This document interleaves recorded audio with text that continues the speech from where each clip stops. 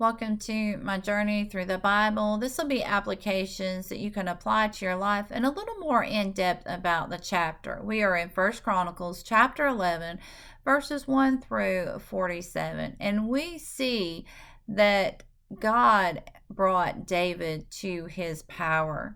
God is sovereign in our history. He directs the events that are accomplished in His will. No matter what people may do to hinder God's work, God is still in control of the events.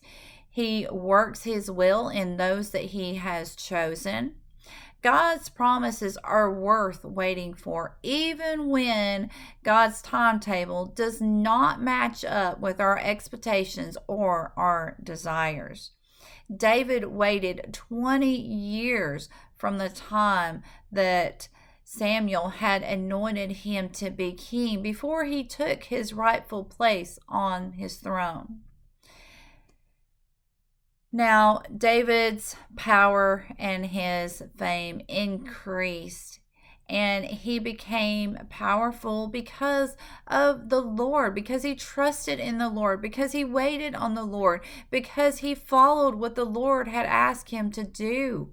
And now, in contrast, Saul began to decrease in his fame, in his authority, in his kingdom, because he went against what God had said.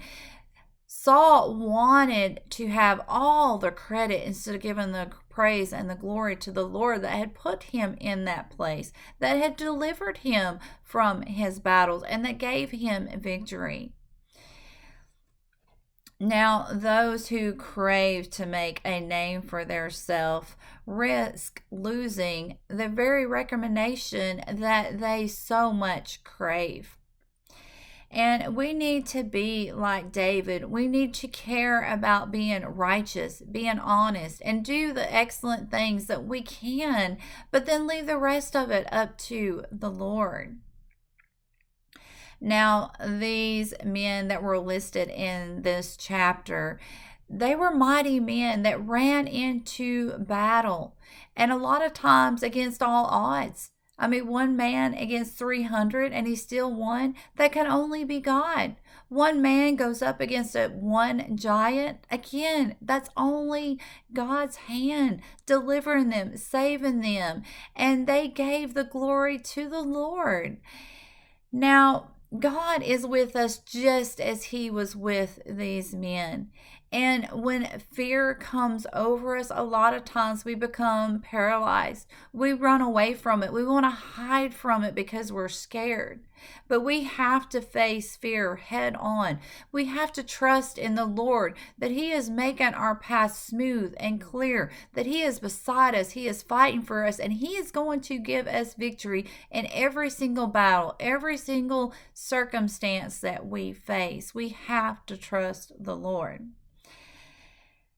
And when we are grounded, God will give us that victory, and we will be able to stand our ground for the Lord. Now, these three men had risked their life because they were so devoted to David and going and getting this water for him. Now, their devotion to David was also the devotion to the Lord.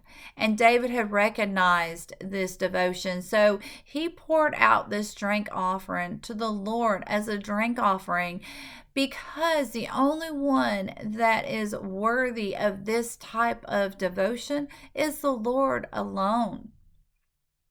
Now, as these men laid their own interest aside in order to put David's interest before their own, we as Christians need to put our interest to the side and serve other Christians. And when we do this, we are also serving the Lord.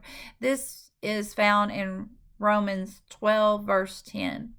May God be with you in everything and every way.